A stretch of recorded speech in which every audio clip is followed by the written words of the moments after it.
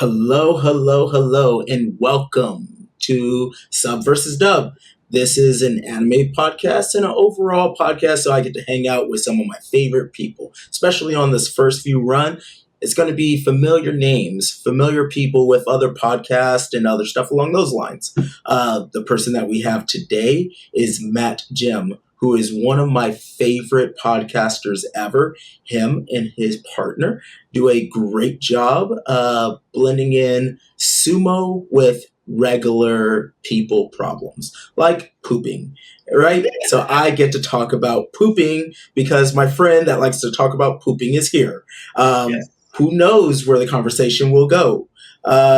He is also one of the founders of Kurowashi Collective, which is super awesome. They have some tough cookies out there. They are a sumo club that has already shooken up the United States scene. They are taking medals, and who knows, they might have a full sweep, much like the Raijin group of last 2 years ago.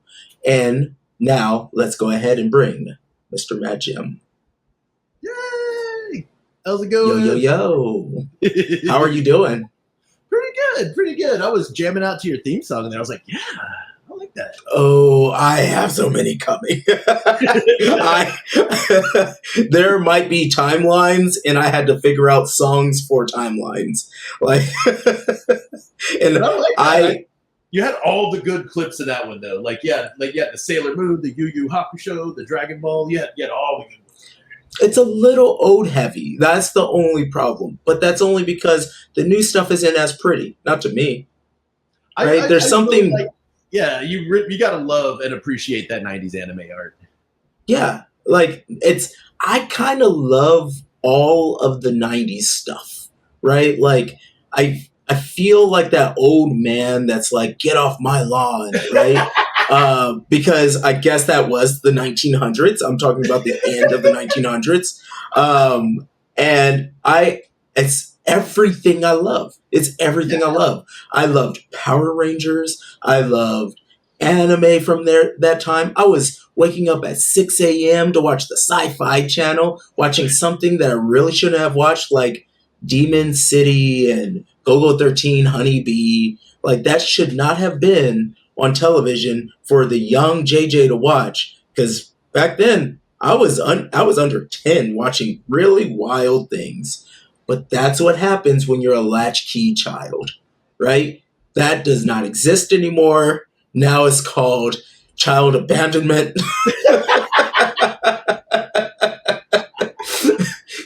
I thought it was magical. I had a cable box that would show me things like heavy metal. You know how many times I was just watching cartoon titties? It was fantastic. Oh, man. Oh, It's like at that, you're like, I never knew cartoons could be this. right? It was such a wild world. Like that, like you want to think everything's goofy and bup, and you're like, no, it could be anything. You could, it's anything. It's probably the best medium for just like being able to be creative and not like physics doesn't really matter. Where are you at? You're only limited by your imagination. Right. That's what I really enjoyed about some of that weirder 90s stuff. Do you remember like back when MTV actually played music videos and they would have like those weird animated bumpers? And then they actually had like Liquid Television for a while, which was like some of the weirdest like animation ever. That's kind of what got me off the deep end of like, oh, I didn't know animation could be this. It was like, and heavy metal too. Because when I saw heavy metal, I was like, yeah. Well, like you had heavy metal, you had like the Aeon Fox Flux. Yeah, Aeon you Flux. You had what was the one with the kid? He had an alien in his head. Oh, the head. The head. The head. Right? There was so many like the tick. Oh yeah. Oh, everything was the for some reason. It was a wild time. Oh man, the Max though, that was another one of those weird MTV ones. Oh, where it was like, The It was like Max.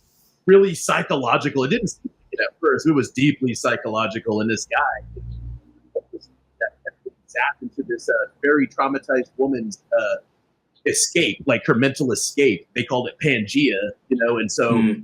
in the real world, he was just a homeless man, but in Pangea, he was a fighting hero. He was a guardian, And so Yeah. that was just such a wild ride. And being an adolescent, I think I was like 11 when I saw The Max for the first time. And it was so dark. And I had no It was idea so dark. cartoons could be like that. It was a really wild time. I don't think that at the time I appreciated it, and I couldn't even imagine if that was actually dubbed over into Japanese. I think that would be a wild ride in itself. I Oh, haven't even thought about it, so I need to probably do a little research on that just to see what happened. just dig. Now, but that's like Yeah. MTV and that's what kind of got me like really interested in like crazy, just wild out of this world animation. And then, of course, sci-fi would always play stuff, like Saturday nights, like at 2, 3, 4 in the morning. And then, it took a while, but Cartoon Network started, kind of having like, some anime after a while. But for a while, it was really hard to kind of run into. And you would just have to go to the video store, go to Blockbuster or, whatever fly by night video store. And you look at all the different adult animation or just the anime aisle. And it's just all this, like there was Bubblegum Crisis. And what was the other one? The really sad one, is it Grave of the Fireflies? Oh, so Oh, this is one of those things. Hold on one second. Let me just play this little bumper.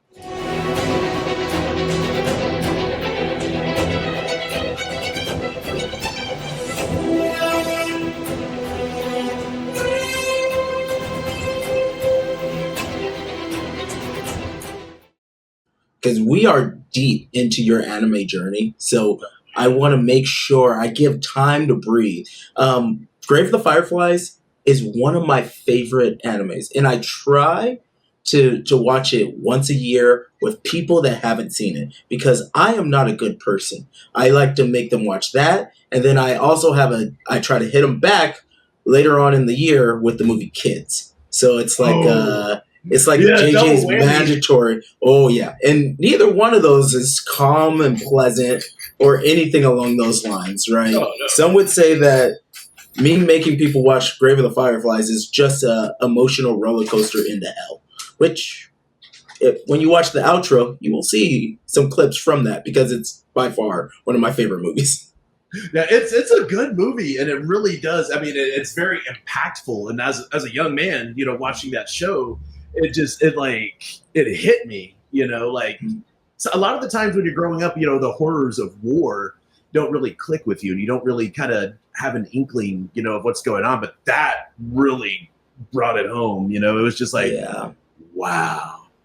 They also had that American like style anime at the beginning of it too, with the American fighters. Like most people don't pick up that whole animation is done in American style prior to them dropping the bomb. Like that whole scene when which I every time I rewatch that movie, I pick up something new, and I get more mad at the auntie. Just me, like she's a real jerk. But I don't want to spoil that movie. I think that that people should watch it. There is a standard trigger warning for that.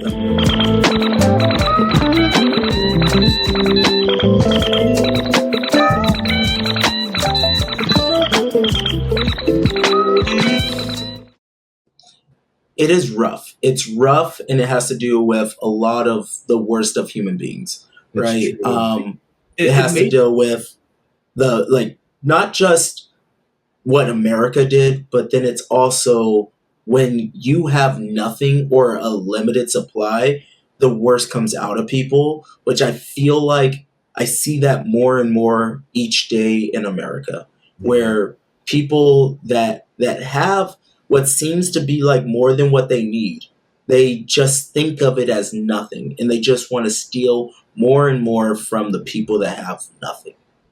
I know, and it's Thank you, Doge. Thank you. for real. It's for me. It's kind of like these people are hoarding. They're hoarding, and they're just used to it. They feel entitled to the ability to hoard. But when you're like, hey, can you stop hoarding? They make it sound like we've assaulted their very existence and identity of how they Yeah. perceive themselves. And it's like, that is, but whenever people get desperate, whenever people are put, backed into a corner where they have nothing, or they have to fight for what little to do. And I'm talking about fight for what little they do have. That's when some really bad, stripes of humanity start to pop out, and it gets really ugly. It's incredibly ugly, and it's people that you thought, oh, well, they're on my side, or, oh, I thought that I could trust these people. But whenever you're both, pit against each other for limited resources, it turns into conflict, and that really freaking sucks. But bringing it back to Grave of the Fireflies, it really does show their community, how fast they can turn on each other, whenever desperation kicks in, whenever Exactly. survival's on the line, and it's a heavy movie. It really It's is. very heavy. I've just been working on an episode script with Grave of the Fireflies and a few other movies that all tell a similar story about like World War II and bombs and such. I'm still a little on the research side of it. It should be done in the next couple weeks or so. When I have those notes ready, I'll just send it to you just so you can have them. But it does include stuff like Barefoot Gan, which I do think that Barefoot Gan is perceived as a more lighthearted movie, but it's still extremely dark. And most people, if they watch it just at the surface, you're like, oh, it's just a ba ba ba, and like, but no, and Barefoot Gan, the manga in particular, goes deeper into how that kid has to survive, and that just gets very dark, and it includes like the birth of the Yakuza. So there's a full like series of events, which I find fascinating, especially within my privilege of not being born during that time. that's really the only separation. I was in a different nation and wasn't born at that time. Because if I was born at that time, I would be having to suffer through other stuff. Oh yeah, man. And if you look at it like just Japan's history from even just from the Great Kanto earthquake on forward, it's pretty harrowing, and they've had so many natural disasters and wars, and it was just really hard for them to recover.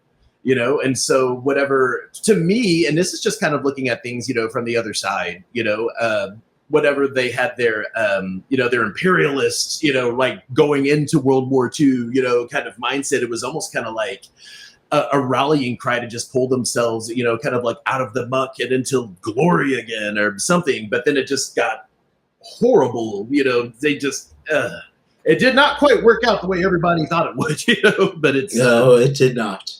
No, but that just goes to show you that, like, nationalism and imperialism, of that kind of nature is not the answer to pull yourself up out of the muck. That's something that rings true very much today. What I do think that that happened is that they were able to spin a creative a wave through creating, right? Where they had. Yeah, if you look at the old school toys, they had toys made out of cans, right? Yeah. So they literally made toys from nothing, right? And then there was also like they had cars that were made with just little motorcycle engines, and they kept inventing from there. And one of the things that I think they really mastered in a different way than the rest of the world is pro wrestling. Yeah. You're a big pro wrestling fan. I am. And I think today you might have even posted something of pro wrestling, Japanese pro wrestling on your Instagram. Can you speak about your love of wrestling, and especially like that Japanese wrestling? Because it's its own thing. Oh, yeah. Japanese pro wrestling is completely different. If you look at American pro wrestling, especially from like, let's say the 1980s on forward, it was pretty much ruled by just, one company with a couple popping up every now and again to kind of, give them some competition. But they have like a specific style. You'll even talk about, even if people get promoted from like an independent promotion, to the Fed, they'll say, oh, well, I had to get used to wrestling that style. So it's, even if they come from a different country or a different promotion, they still kind of have to, adjust what they're doing to be on TV. Right. But the Japanese, they're a lot more aerodynamic. They have a lot more, they put more of their own culture into pro wrestling, and then instead of, just borrowing from American culture. So it seems like they have a similar like vibe as lucha. Like the luchadors in the Japanese does more hardcore stuff on the far fringes. I think that they beat America into like the barbed wire and the this and then the bat with the bop and the craziness. Like they got way into that. But then the acrobats are kind of similar when you look at like, Rey Mysterio in his heyday or any of the ones prior to him or anybody that was a Rey Mysterio copy, right? There was a lot of that like high flying, wear the mask. And then Japan had that too, which was really rad. And another area that I think that they really excelled at was women wrestling, where it's not hypersexual.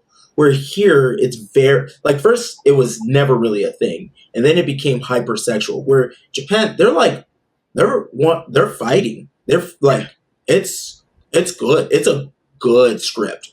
Yeah, they call it strong style, So like in American pro wrestling, it's like a lot of the times. I mean, and of course everybody knows it's scripted. Whatever, we're past that. Yeah, but when we're talking about like the style and how they're working with each other, they call it being stiff. So in American pro wrestling, you're not supposed to haul off and just beat the shit out of everybody and like really kick them in the teeth. I mean, it happens. It does happen sometimes, but you're not supposed to throw potatoes at your partner, But in Japan, they do. That's just part of they want to be able for the audience to hear when a punch punches you. They want the audience to be able to hear it and to feel it. And the audience is different. Most people would be like, how would they possibly hear that? Even if there was a PA system. It's like because Japanese audience are quiet. When I was a kid, I had one of those illegal cable boxes. It got me everything, right? And that included Pride FC. So I've seen every UFC up until when it got super weird. But I watched all of under 100. I've seen every single one. And then I watched every Pride. And it was immediately different because we're in America, you hear, hit him in the nuts, make him bleed, twist his nuts off. Like, dumb, weird stuff. Yeah. In Japan, it's like, it's quiet. You hear a little bit of clapping. I said they applaud. And I thought that was cool. They applaud. They're aware and they're present. Where in America, they're drunk and they're not there. But what I thought was cool is when you watch some of those old, Japanese, especially the Joshi pro wrestling, they really value the technique, like technical wrestling, like on the mat. And so sometimes you'll see these women, busting out something wildly technical, and it's just like, whoa. And then the audience claps, and it's like those women deserve that applause. And that was intense. That was badass. But a lot of the other times people like American audiences, it just seems like they want to see the brawl and the drama, but within Mexico and Japan, they really appreciate the technique, especially some of the high flying techniques. I love that shit. But what I thought was cool is like they actually took some of those elements, the way those elements of Japanese and Mexican pro wrestling, were kind of introduced to American audiences was ECW in the early 90s. So it was that Paul Heyman guy decided to get, guys like Hayabusa and Shinzaki, from Japan. And they also got Rey Mysterio Jr., Eddie Guerrero, from Mexico, or I guess Eddie Guerrero was from El Paso, but he did the lucha style, Yes. But they got like, luchadors, they got, Japanese pro wrestlers, and they also borrowed some of that hardcore, the FMV. Oh man, I can't remember what that guy's name was that did FMV, but he's the one that would get like Terry Funk and Mick Foley over from the States, and they would have exploding barbed wire matches. So the barbed wire was electrified. And so if anyone like flew into it, it'd be these giant sparks like flying everywhere. It was so Wild. just like, what? And they had another one. So Sabu is, if you haven't heard of Sabu, he passed away earlier this year. He was one of my absolute favorite all-time pro wrestlers, but his uncle was the original Sheik from Detroit, not the Iron Sheik from Iran, but the Sheik, from the 60s. And so the Sheik, one of his last matches that he had in Japan was actually they were going to light the ropes on fire. So it was outside. They lit the ropes on fire, but the fire got way out of hand. And then they had to, Sabu, and I can't remember who else had to go in there and rescue the Sheik, from out of there. And he had third-degree burns, but, he was so dedicated to his gimmick. He's so dedicated to his craft. He was like, no, I can't show them that I'm hurt. I have to go out there and still raise hell a little bit before you take me to the hospital. So give me like 10, 15 minutes to, menace some people before you take me, But that's some dedication. I remember when I was a kid, and one of my favorite wrestlers growing up was Junkyard Dog, right? Yeah. He was the dude, right? And so I grew up right into the Attitude Era. Like all of that was a thing. And I remember there was that show that was like, oh, I'm going to expose all of wrestling. And I guess it worked, I suppose, but it didn't stop it, right? And now you have shows, I don't know if you've seen it, it's called Unreal. Yeah. And it might be the best show that I have ever seen because they break down everything, including the gorilla position, which I didn't know how in-depth the gorilla position was and how they build it every time. It's wild. It's absolute wild how much they are showing you, this is what we're doing. And then you get to appreciate the artistry even more, which I find so fascinating. Yeah. What's funny is I've actually heard that show is so meta that, okay, because we're all familiar with what kayfabe is, right? Kayfabe is, your dedication to the illusion that this is all for real, So what I heard is that Unreal is actually meta kayfabe. So they're showing you kind of the behind the scene things to show you another version of kayfabe that exists beyond the other kayfabe. So what Unreal is, and this is just what I've heard, but what they say Unreal isn't necessarily the 100% true story. They wanted to show you the bones of how it works, but it's still, even Unreal is still a work. And then it's still kayfabe comparative to what's actually going on, But yeah. The fact that kayfabe we all know that Mr. McMahon is still calling someone running the shots with his gross ass. We all know that that's really what's happening. There's a few things that I've noticed that he would just lose his shit if it happened. So he did not want people to say the words pro wrestling at all. But they say it, Cody Rhodes and The Rock, where they said the words pro wrestling. And I can't remember what else. There was some other stuff that people weren't allowed to say under his regime, but they can say now. I mean, it's just seemingly innocuous stuff. Even as far as referring to yourself, in the third person, I think every other time you reference yourself, you would have to call yourself, it would be me, I am the Iron Dildo, and so I'm going to crush this guy, and then you will see the Iron Dildo, blah, blah, blah, blah, blah. So you have to refer to your own name and gimmick every so often, but then, they don't do that as much. It's not as enforced, as it used to. You especially remember during the Attitude Era where the scripts got bigger, right? Oh, Austin 316. I'm coming for you because I'm Austin 316. If you smell what The Rock is cooking. All of them were very big at saying their own name. And you said it and I was like, huh. Even Hulkamania, it was all Macho Man, Randy Savage. They all did it. Anybody that was big did it. I don't remember Triple H saying it, but that's because his name's weird, I think. Yeah. It's kind of hard for him to say Hunter Hearst Helm. He talked about Degeneration X all the time, though. He did. He talked about the product. He talked about the product. That's what they all like calling it the product. But if you look at it today, some of the ones today still do that. Look at LA Knight. LA Knight's he always has to get his stuff in because he's always like, Mhm. and we're talking about LA Knight.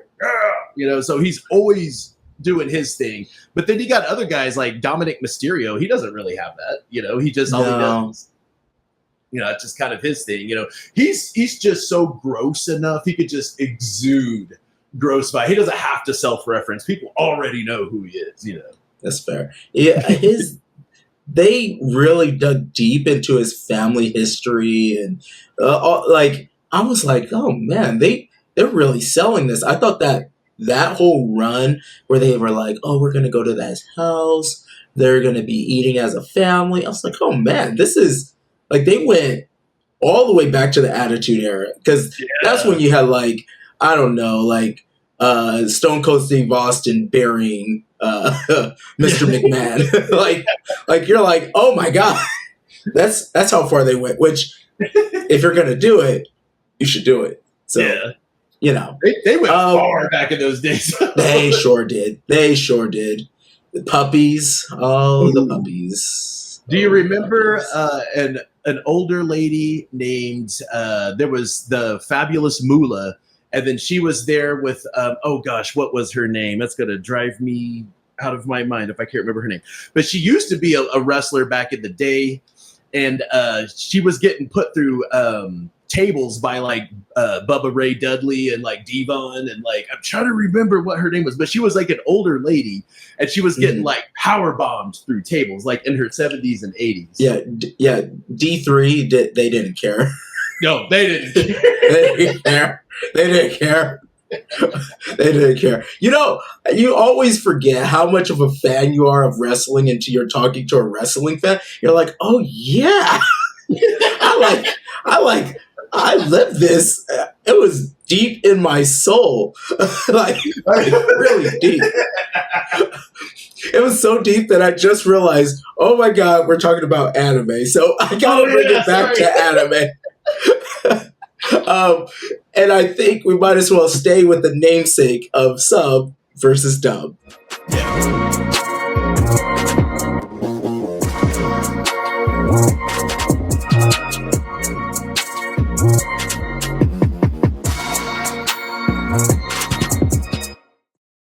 So this is the part that we get to just chat and figure out what's your preference. Are you a subbed man? Are you a dub fan?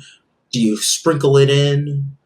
You, like me, you are a grown-ass man. So it's sometimes, if you want to get a storyline, you got to be able to hear it while you're doing other stuff. Exactly. Exactly. I was just about to say that. Okay, so it depends on what the story is for me and how dedicated I am to it, and how much sometimes there could be some cultural references I could get lost in translation, or especially case in point, Hinomaru Sumo.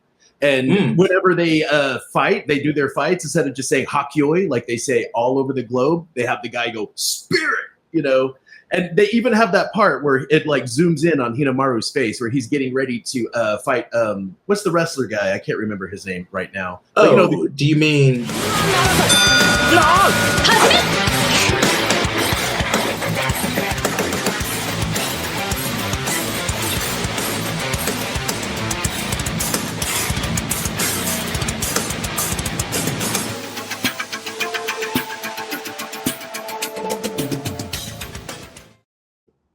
it was either the beginning of that fight or with the karate guy, but he gets into the Shikiri position and you just see his face go Hakyoi, and then he starts fighting the guy. But on that, when they dubbed it, it was the karate guy. It was the karate guy. Okay, but he said spirit instead of the Hakyoi, and I was just it just would have hit so much harder if he just would have said Hakyoi. And it at least would have matched up with what the mouth was doing. I don't understand why they made that choice. I know. That's out of all of the anime that I've watched, in just spoiler alert, I've seen a lot of anime. I don't understand that one at all. It doesn't make any sense.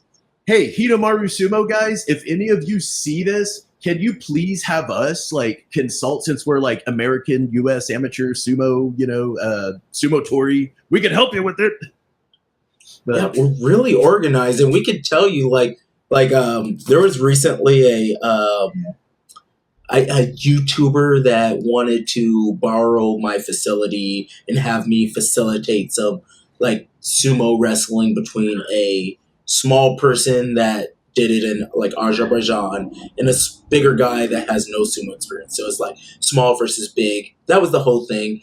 And he was like, "Oh, what do I say?" I was like, "Bro, all you have to say is Hajime." Or I'm sorry, Hakio. Excuse me. Excuse me. I was in a different. I mean, I was doing. Yeah, I was in judo mode. I was in judo mode. Yeah. He was like, "Oh, anything else?" I was like, "You're good, dude. You don't even have to. You can say mate at the end. I don't care. Nobody really cares. You can just be amazed at what happened because spoiler alert, small guy won. But it's just one of those things. It's one of those things. Like it. That will give you so much cred. He's like, really? He's like, yes, because we won't think you're an idiot. It's true. It's not that hard to say hakyoi. It's a cool word, and like anytime you watch sumo, like pro sumo, you see the guy hakyoi, and it's just like it's so good. It's so good. It makes me want to show some spirit. And pro sumo right now is absolutely killing it. I love all I'm having so much fun. Oh my gosh, I love the new cases. But no, back to anime. Sub versus dub. Yes, anime. So like, if I'm doing something, yes, I do like to have the dub. So like, if I'm watching, like if I'm editing videos or something, and I'm like still paying attention, but not paying with full attention, like Sakamoto Days on Netflix, right? It's a damn good show. I love that show, but I don't think anything is lost when you watch it in English, like when you watch the dub, And I like the English voice actors. I think it's really cool. Usually Netflix does a really bad job with dub. Like that's kind of, they're known for that, where they'll slow down the speech so that we meet every word, which sucks. But Sakamoto Days, they did a really good job. They did a really good job. And I'm quite amazed. They put a lot of money in that. And I think that this season now is finally kind of giving you what you want, right? Yeah. Like it's getting murderous, and I think that that's what an assassin is supposed to be, murderous. Yeah, I mean that's what they do. yes. The first season was a little too neutered. See, I thought it was going to be, they were going to keep it a little bit like more cartoony like that through the duration, but then once season 2 kicked out, I was like, oh, okay. Yeah. Like they had me, I was like, oh, we're just kind of treading water. If this is the show, I'm so happy with it. It's cool. But then they like picked it up and I was like, oh, all right, let's go. Is there a show that you will not watch the dubbed? That will not watch dubbed? Yeah, because the sub is so good. Let's see, because the sub is so good, I will not watch dubbed. The OG Naruto. And it's because I really don't like Naruto Shippuden. I can watch that in English. It's not Believe it. The OG Naruto. Oh. I'm Naruto. How could you do that to that poor boy? What did you do to that? God dang. I mean, it's easy. You could just, I guess it's hard to find something that sounds and looks like Databayo, whenever your guy's talking about Tabayo, like as a suffix. I guess it could get a little hard, but they could have done so much more, honestly, they should have kept that exactly like that, just like when they go hakyoi, they should have just left that because it doesn't translate right. Some things don't translate right, which is where I'm going to now piggyback, where I think that some things have to be dubbed. Like anime podcast, for instance, has to kind of be dubbed. Especially things like Shinchan. I try to watch Shinchan in Japanese. It's not for me. I don't understand the references. It's not localized for me as a person. As a consumer of this product, it's not made for me. But the English one is great. There's a Beyonce reference, which, I mean, do Japanese people know who Beyonce is? Maybe, but not like I do. And because it was perfect, right? So I think that comedy is just the way that comedy works. It works better. I also think that if an anime is overly pretty, that it would benefit from having a good dub. Yeah. Because sometimes, like, you're watching sub and say the show is amazing. If you're watching it, you end up having to do like a double or triple watch just to kind of get everything, right? Yeah. If it's a good show, you already kind of have to watch it twice. But if it's a good show and it's subbed, you're like, all right, I have to know what they're saying. I have to look up. There's a lot of like cognitive things that you have to do. Yeah. Where It like takes your full attention. like a slow Japanese film or a horror film or something like that, it's not really taking anything away, right? Or like a Miyazaki, not a Miyazaki, Kira Kurosawa movie where you're Yeah. watching it and you're just like, you're kind of in the moment. Everything's kind of happening. It's more of a drama opera, right? So the visuals are nice, but it's not like fine details that you have to look at. Yeah. So you could just soak up the words. And that's kind of one of the things that I do like about some of the subs. And I'm bringing it back to Naruto again. But when I was watching Naruto Shippuden, it was there actually was a fan sub group that were called Databayo, and to me they did the best of the subs, because they would like not only give them they would translate their lines into a way that felt more natural, and if there was something that needed a cuss word, they'd put a cuss word in there. They didn't overdo it. But what I thought was cool is some of the kanji and some of the cultural references. They would do a subtitle for what that kanji stood for and kind of tell you a reference of, oh, this is referring to. So whenever Sakura and Granny Chiyo were having to fight Sasori, and Sasori had all of those puppets, and then Granny Chiyo, she pulled out her 10 puppets of Monzaimon, and he pulled out, his 100 puppets. But whenever she pulled out the 10 puppets, I had a little thing saying Chikamatsu, was that Monzaimon? I can't remember his last name. But anyway, that guy those puppets that she pulled out, was referring to an actual, Japanese puppet theater creator. He actually made like these puppets, but they made it to where in the Naruto universe, he was a ninja, a puppeteer ninja, but he was an actual real person, that pioneered puppet theater. So it's like, they have lots of references like that sprinkled all throughout Naruto. And it's like, you'd have no idea if it wasn't for some of these like, little subs that Databayo did.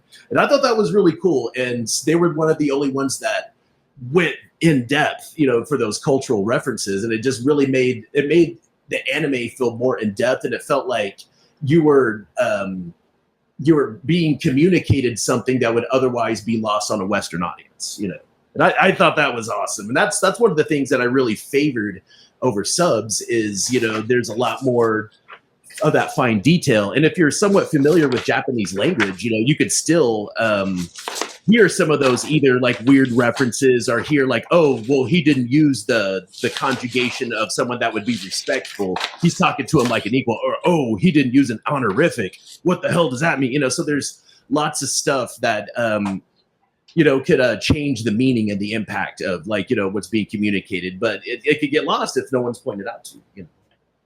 I think that sometimes we focus in on words being immediately translated over, where that's actually not as possible, especially when you get away from a language being a Latin-based language, which we're speaking English is the Latin-based language. But, even like you think of one of my favorite ways of thinking of this is profanity from Mexico.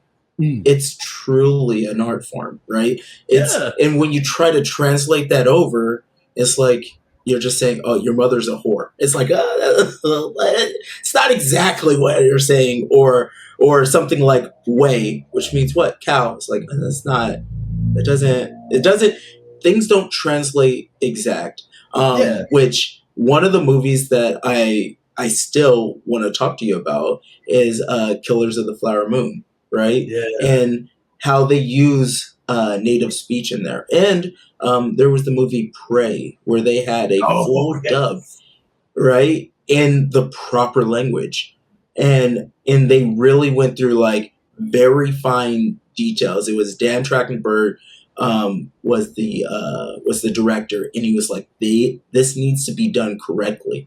And, he might have I think now he would have blown his budget, but at the time, nobody wanted to hear that. So there wasn't a demand on someone's language during that time, right? Like people, they would have just got away with a British accent in the past, right? But now they're actually putting in work, and I find it good. I find it fascinating, um, and that's just something that I never really thought was going to happen. So just Yeah. mark that sub versus dub, we can always talk Killers of the Flower Moon, Oh you hell know, yeah. the English, right? Prey, especially with this next Predator movie coming out. Like I, I'm a fan.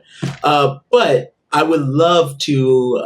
I made a little bumper. It's going to be a little longer, but it's going to show anime from the 60s all the way to 2000. Oh, And every decade, the music will change, and I try to get music that was as close as possible. Here we go.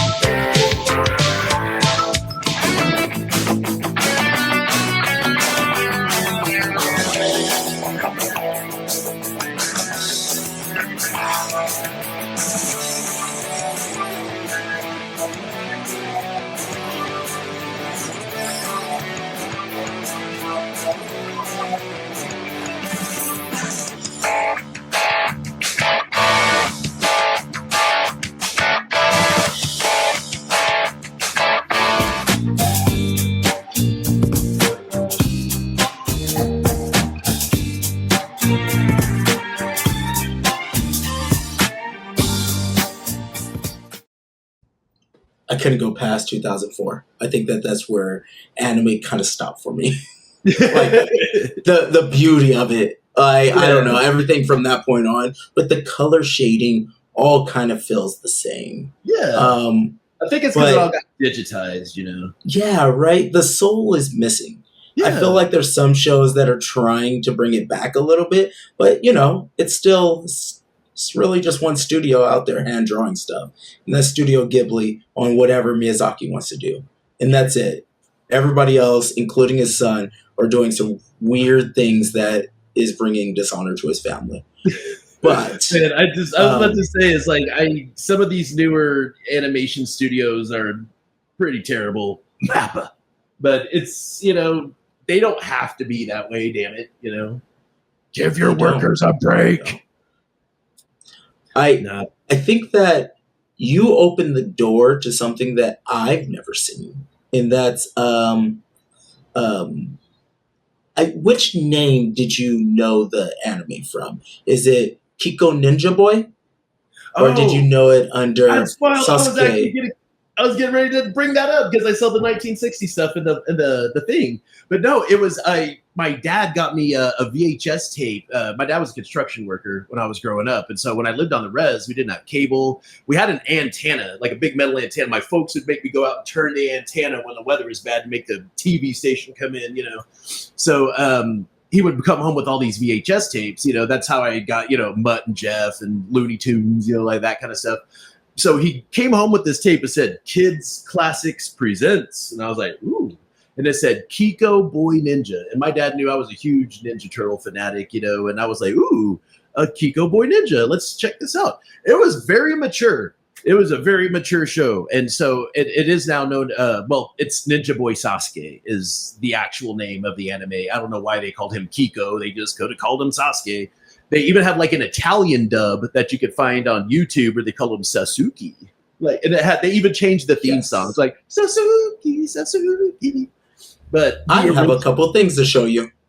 Kids Classics presents Kiko Boy Ninja.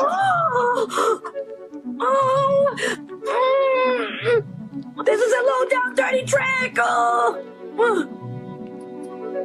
Even in the most difficult situations, he controls his emotions in order to think out the problems with a clear mind. When you are alone and in the darkness, you must not fear evil, nor bend yourself in submission. Remember, you are a ninja.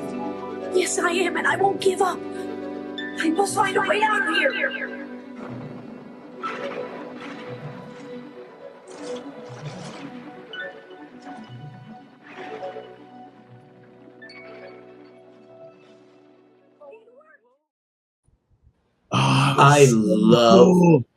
I love that animation so much because it reminds me of like Cyborg 009, Kinkaider, like all of those like Sentai ones, but they were animated, like Menjin Geyser, like all these giant robos, gigantic. Like I love that like rounded like characters, right? And when I knew that, but I didn't know this next clip.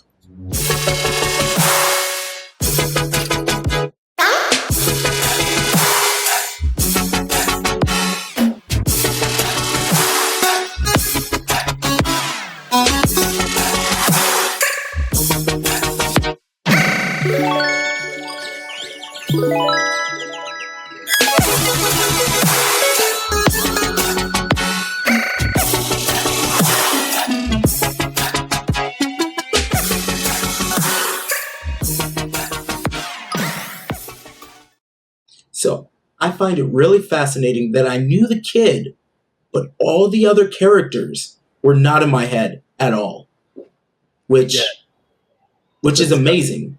But those characters, it's like the guy that made that anime manga. His name is Shirato Sanpei, and he is like one of my favorite like mangaka like ever in the entire galaxy. And it's as you can see why I'm a huge like ninja fanatic, and that was one of the first like ninja anime I'd seen. And if you couldn't tell, it really did influence Masashi Kishimoto and Naruto.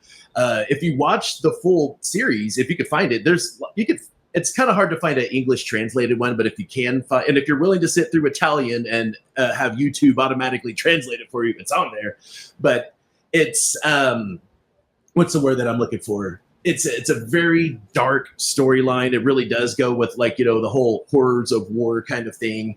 And Shirato Sanpei is he was a hardcore like leftist, back in the 1960s, Wow. And so a lot of his stories had to do hardcore with leftists in Japan in the 1960s is wild. Yeah, that's wild. He wanted to show that the nobles weren't shit, and that the real strength lies in the power of your community, the power of your family, the power of the folks that you see every day. That's where power truly comes from, and these nobles are pretty much just disposable. They're not the end all be all, And he would show how much these nobles would inflict pain and suffering on the populace. He had a few other ones. One was called Kamui, and Kamui was really good. It's about this guy. He is a Ainu, and how the Ainu they're kind of like they are the natives of Japan, and they were kind of treated in a way similar to how indigenous Americans were treated. And so back in the 1700s, there's this Ainu boy. He's the lowest on the social caste system, but he's a great ninja. And so it's kind of like, hey, I might be Ainu and I might, be the lowest on your totem pole, but I'm still a badass. I'm still fighting for my people. I'm still doing, what needs to be done so my people can, survive. It warms your heart, and you're like, yeah, it makes you appreciate, at least it did for me when I was a kid growing up with that. But those kids classics presents things that you were showing me. Yeah, there was Kamui. They called it Search for the Ninja. It's Ninja Boy Sasuke, of course, was Kiko Boy Ninja. And, there were a few others. As a kid watching these, I didn't realize how much it was just making me realize that true power comes from connection with your folks. It does. It truly does. When I was deep diving on it, I also found just the artwork really fascinating and the animation work. And to think that it came from 1968, right? There's one more clip that I'm going to show. Just and real quick though, one of the things is I was always impressed by his character design. No two characters really look the same. Shirato Sanpei knows how to, like, his character design was just impeccable. Okay, sorry about that. It's okay. It's all right. It's also like the characters are all unique, but then also the movement looks really great. So this next one has it's gonna have our boy on a boar for a second, and it's gonna have him jumping through the trees. It's gonna have him being chased, and just watching like the mastery of art. So here we go.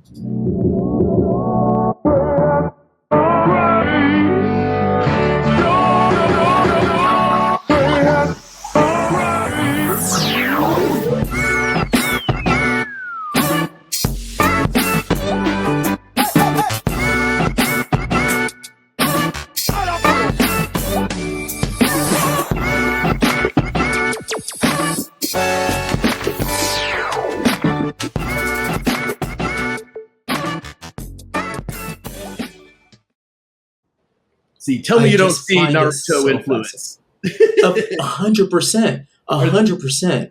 Like I just a little bit behind the scenes. I have ninjas from every decade ready to go. Right? The next one that we're going to look at, and I don't know how far your ninja knowledge goes, but the next one is the Masked Ninja.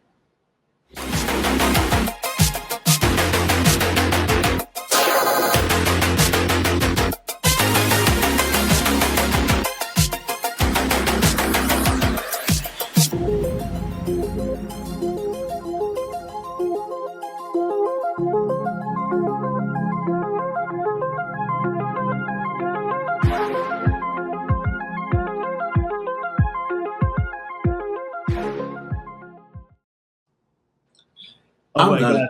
He's totally on my my work's what do you call that? On my work computer, my old work computer. I made like this because they didn't let us go on the internet. So I would just get on MS Paint and make stuff, and I would email myself pictures and make like little collages. But no, that guy is totally on one of my collages on my like desktop image on my old work computer. So that's so cool. I love that. I love that.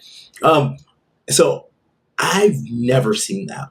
I've never, like, that one felt, I look at it and I go, that's something I would love, but I've never been down that road. So I must. It's so cool. So there used to be this, it was kind of like a manga anthology magazine back then. It was called Garo. And it's really hard to find, digitized copies of Garo. But if you can, it has a lot of Shirato Sanpei's work. Basically, it was a lot of the manga. It's kind of like, you see Shonen Jump today. They'll release it weekly, but it's like serialized chapters, of each of all their different titles. Garo was kind of like that, and it had like a whole bunch of like really dark, like more adult oriented kind of stuff that was too weird to be put into like a Kodansha book or anything like I can't remember the other one, but a lot of the big publications wouldn't touch some of these stories at the time, so they would go to Garo. It was like the kind of the alternative, but it was a lot more violent, it was more seinen oriented rather than shonen, but it was like from that's kind of like the whole scene where like Go-Go 13, kind of came from. Right. Yeah, like the more I'm a big Go-Go 13 fan just because I find it fascinating that that the Japanese 007 is Go-Go 13, right? Like that's like their correlation of like not the same. not the same. When I was a little kid, you know how I found out about Go-Go 13? It was the most violent NES game that had boobs in it. Interesting. In the NES game, there were boobs in it. I mean, there were That's video awesome. game boobs, but still, whenever you're like okay. 9 or 10, you're like, dude. Boobs are boobs. Boobs are boobs. Like, the way that I found out about Gogo 13 was Gogo 13 Queen Bee at 6 o'clock in the morning on the Sci-Fi Channel, which that anime, I watched it recently, like the last 3 or 4 years, and I was like, oh, I watched this as a kid. I can't believe I watched this because she sleeps with all of her people in case they die and then bears their children. It's like, oh, all right, this is a thing. Do you know Dagger of Kumoi? Oh, that sounds so familiar. Hold on, it's probably gonna flip a switch in my head within the next few minutes. That sounds so familiar. All right. Well, I think I got the switch that will flip it.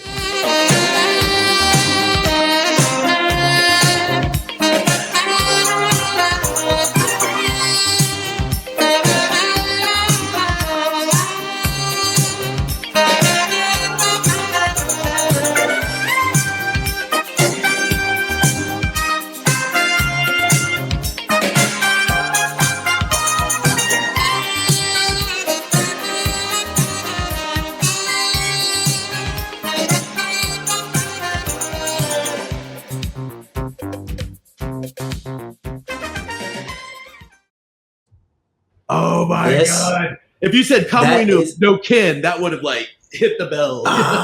So everything, it has 1,000 different names because there was a manga from 1970s, right? And then the anime film was 1985. So I was like, where do I put this on my timeline? That definitely that brought a lot of memories flooding back. Oh my God. Now, whenever I was that looks like the exact kind of fantasy that I love. Like that ninja fantasy is a very I feel like it wasn't lived long enough, right? At least on the West, by the time we got things, you only had a couple big bangers and then it was kind of gone, right? So I don't know. One of those big bangers was Ninja Scroll.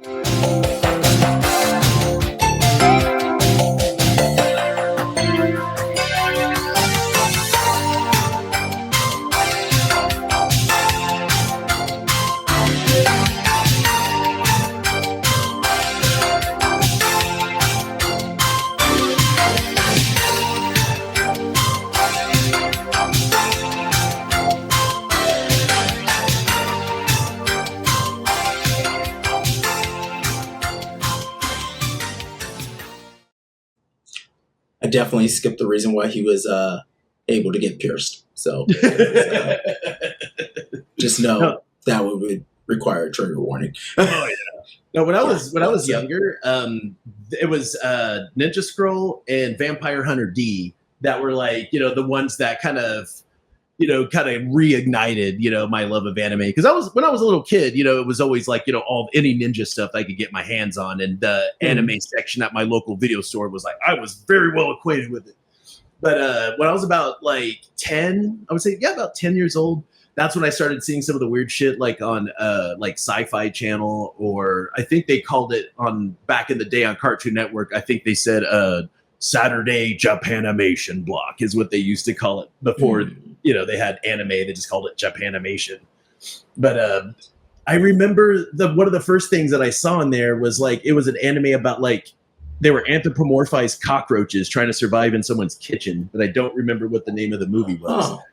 But that led me to Vampire Hunter D, which again, anime boobies, and being a young guy, I was all about it. But Vampire Hunter D, whenever you got the box, the VHS box, on the back of it, it'll show you some of the other stuff. It's funny because the company that released that all was called Manga, which I thought was kind of weird. Yep.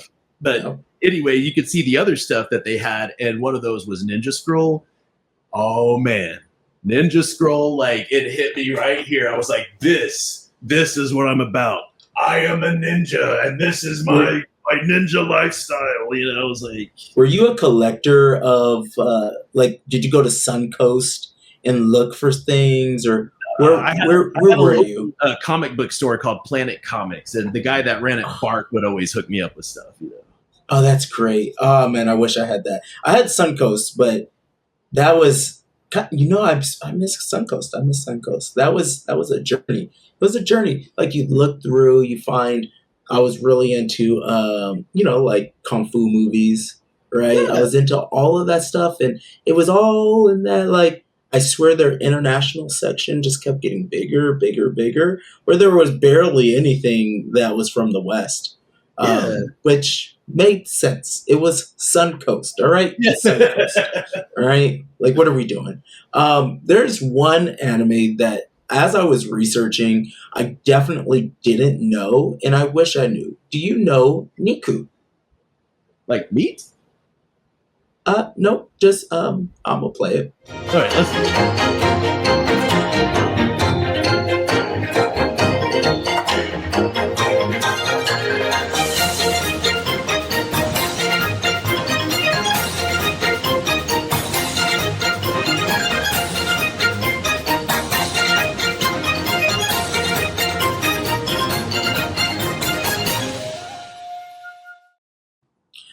I Okay. have never seen that a day in my life, and Me neither. it looks so cool.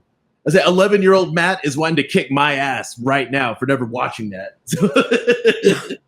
Yeah, I was looking through, and I went down a weird deep dive, and I was like, all right, let me check out in the 60s what was the top 5 ninja anime, in the 70s, and then I kept going. I was like, I don't know you. And this isn't, usually I have a feeling, right? With like Kiko, I knew the boy. Like I've seen that, right? Yeah.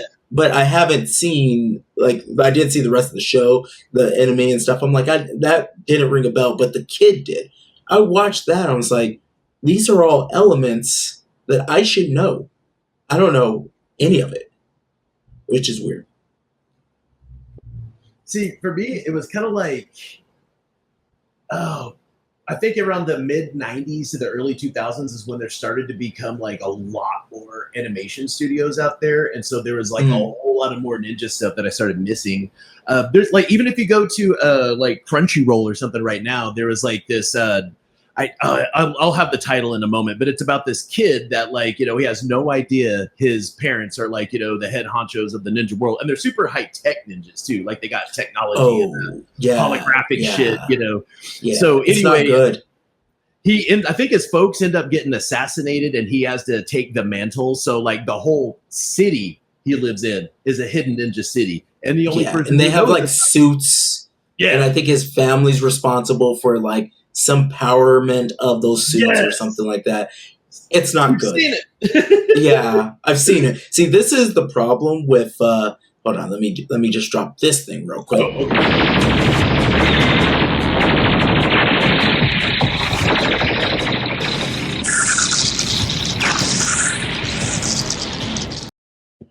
That's right. I dropped the kaiju warning. The kaiju warning is the hot takes. I think there's too much anime. I think that there's so much anime that is Saturated. kind of like music, where there's a lot of crap. There's just a lot of crap, and they're pushing a lot of crap to us, so it's a lot harder for us to find the good things. Yeah. And I, like my ADHD self, one of the reasons I like dubbed is because I can consume a bunch of crap, and then if it's not that good, it's not that much of a time waste because I'm doing other things, right? But there's just too much anime. There's too much anime and Much not low enough. quality anime. That's the problem. But I don't think, like video games, I don't think you can really have high quality at such a high number because it's too much strain on the human body, right? Yeah. Like some of these people are literally dying at their desk making these things of entertainment for us, right? And like crunch time is a thing that people think about in the video game industry, but it's in the anime industry too, right? There's a reason why. What is the Death Parade? Death Parade is a guy that's making video games and he dies at his desk and gets woken up in a isekai world where he was just building the game, right? Like that's that. If that's not a mangaka just yelling out, "Help me!" I don't know what is. And that's one of the ones that, like, when I mentioned Mappa earlier. One of my favorite recent anime that came out was Chainsaw Man. But the way that they treat their workers to animate Chainsaw Man is pretty fucked up. It's like, man, just even though it's been like over a year between from the first season to this, it's like, give those folks a break. Make sure they only have to work 8 hours a day. Don't push those guys. I mean, it's a beautiful, gorgeous show. It's an amazing animation, but man, those guys got lives. They need to eat some good food or go on a date or do something. They can't just work the whole time. So I thought it was kind of jacked up how, Mappa treats their employees, I think it's almost across the board, right? Yeah. Mappa gets the most like publicity for it, but they're not the only ones. Like there's plenty of, yeah. Like they hit them hard. They hit them hard. And we wonder why like mangakas are dying so young. Right, like the whole I think it's an issue within the of corporations, and then in America, I can say it's like corporate America. I understand how that works and how a corporation can have more rights than a human being, right? Like that's just the nature of the beast, and we all accept it, right? We try to fight for it, but it doesn't matter. Like the rich rule over everybody else.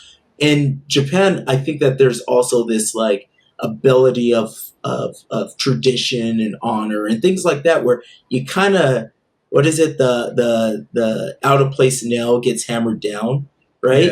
Yeah. And then that carries over into work life, right? So if you're like being worked to death, you just have to accept it or quit. And if you quit, then you're not going to get another job anywhere near that.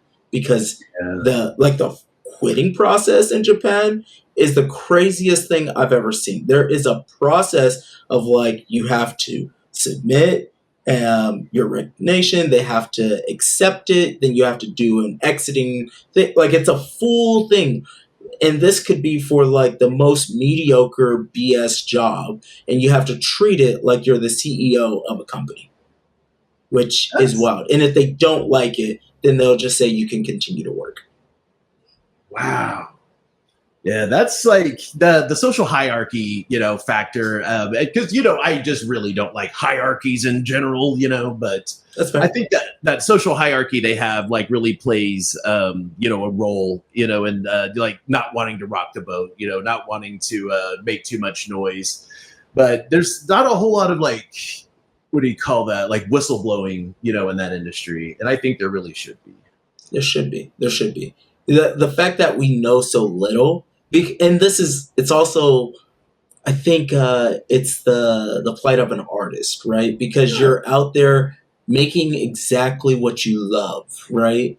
And love is complicated. Love gets sad. Love gets, they'll abuse your love. Right. And I think that's what any corporation has the ability to do. I think I turned this podcast into a hard leftist turn, which it always has been. It always has been. Well, look who you're talking to. Right. Hey, there's a reason why I wanted to have this conversation. I had a couple more bumpers, like Flame of Rikia. Right. I have that. That's fine. We're not going to play it. I will play this one, though.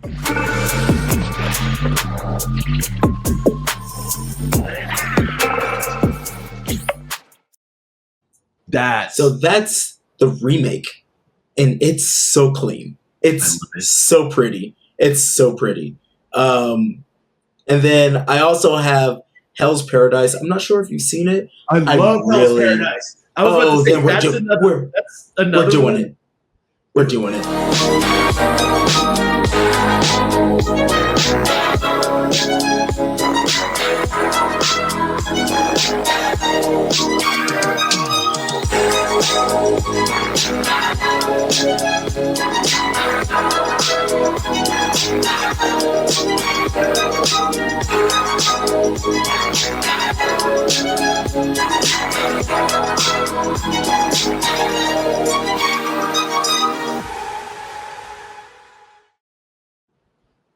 I love this anime. I love it so much. I think that one, because I can watch that one dubbed, and I like it dubbed, but there's so much like weird, like a lot of the Chinese cultural references, especially like with the plant demon guys. I can't remember what the word was for them, but those guys are actually found, in Chinese folklore.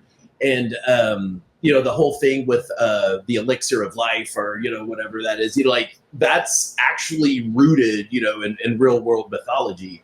And I think it would be cool if, they would do what they did with what Data Bayo did with Naruto back in the day, and put some of those references, just a small subtitle. Oh, what they're referring to is this, and check out this guy, or, just to kind of give a little bit more depth. I think Hell's Paradise really could benefit from like just, small references, just to kind of give you a bigger, grander picture, But if we're talking about like, man, I got to sew a patch on these pants and I want to watch something like with spirit, I'll put on some Hell's Paradise, It's so good. It surprised me. It surprised me because it's one of those I don't understand. And the more that it opens up like the flowers of those gods, is the less I understand. It's just more. It's just more of things I don't understand. And it's pretty and it's great. And it's really appealing. And then like, spoiler alert, I have no idea if he actually was ever married. I know, sure. That's the thing. I'm not sure. Part. I'm not sure at all, because it all makes sense for that to be a trap in itself. And I know they're taking their time. They're going to make the second season. I'm going to wait. I'm going to be patient because I don't want somebody to be worked to death. That's not what I want. But I am waiting. And it's going to be glorious. I read the manga. Like after I watched the first season, I was like, oh, I got to go read the manga. And it was just good? Oh, it is so good. If you get a chance, I'll send you a link later. It is so good. Okay. All right. Well, I am a person that just finished Berserk because I had Evan from Black Cat on, and he is a big Berserk fan, and I was like, I gotta come correct. So I read. I've seen the original series. I saw the remake movies, and then I saw the remake of the movies into a show, and then I saw the continuation show. I played the video game on Dreamcast, which was Secret Time. The way I got introduced to the character, which was really confusing. I just live a confusing life where I catch IP in the middle of the fucking IP, and then I have to circle back. So it's just like a standard for me in this life. I have no idea. And then I was like, let me dive into this manga. And the manga is so amazing. And I think the manga is a masterpiece in itself, even though a new chapter is supposed to come out in the next like couple weeks or a month or so. There's a new chapter coming out. But there's so much like thought process into it.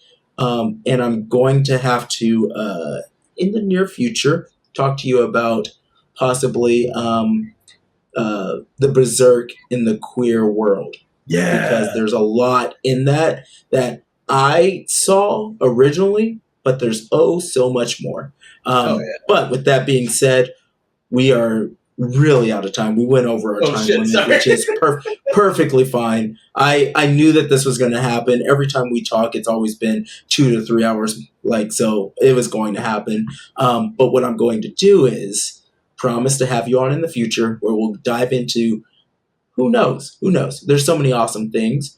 But I'm going to give you a one shot. You're going to plug whatever you would like to plug. It could be your podcast, your sumo, any shows that you have coming up. Maybe not because of the way that time works and my releases. But then after that, give a nice quote. It could be an original one from you. It could be a quote from anything you like.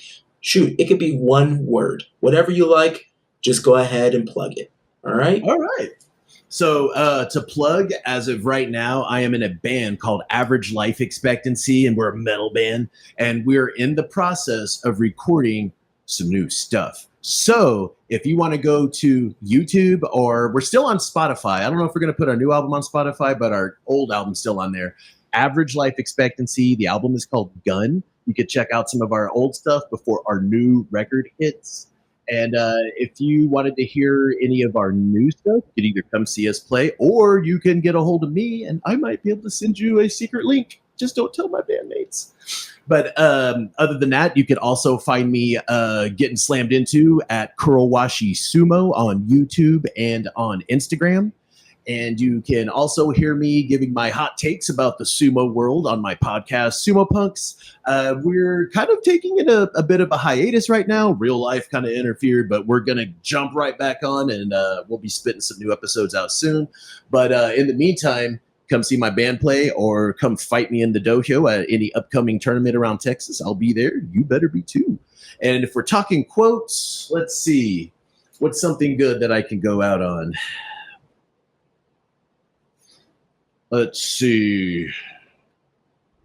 I'm just going to go ahead and say one word. This is usually how pawning people will, greet each other. Just kind of say, it just basically just means it's all good. We say, Turahe. Turahe.